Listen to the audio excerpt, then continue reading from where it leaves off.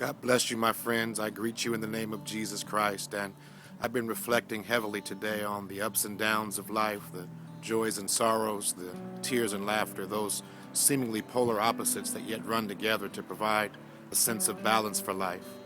When the Israelites moved into the promised land in the book of Numbers, it reminds us that not only was the land a land of milk and honey, but it was also a land filled with hills and valleys. There were always ups and downs.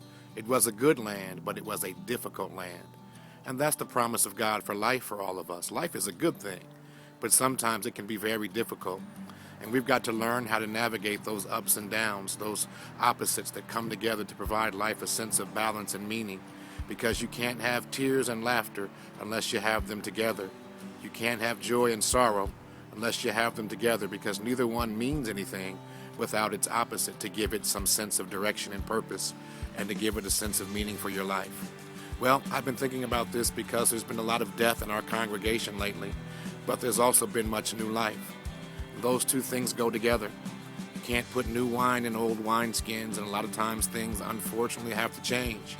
But as we walk with God, we know that while change is something that God allows to happen to us, we also know that the God we serve is the same yesterday, today, and forever.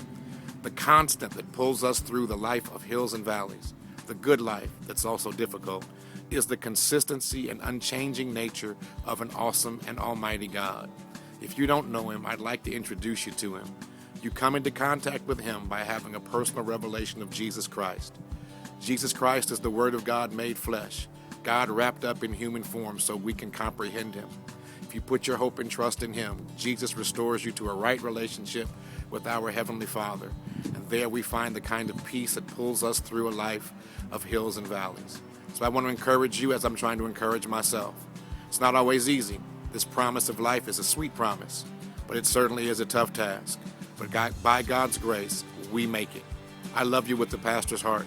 Pray with me and my church family as we do yet another funeral tomorrow for Mr. Ronald Bronner. And pray with me as I prepare to preach the gospel on Sunday morning. Great word at 7:30 and 10 a.m. at Progressive. I'd love to see you there. God bless you. And until we meet again, as usual, grace and peace.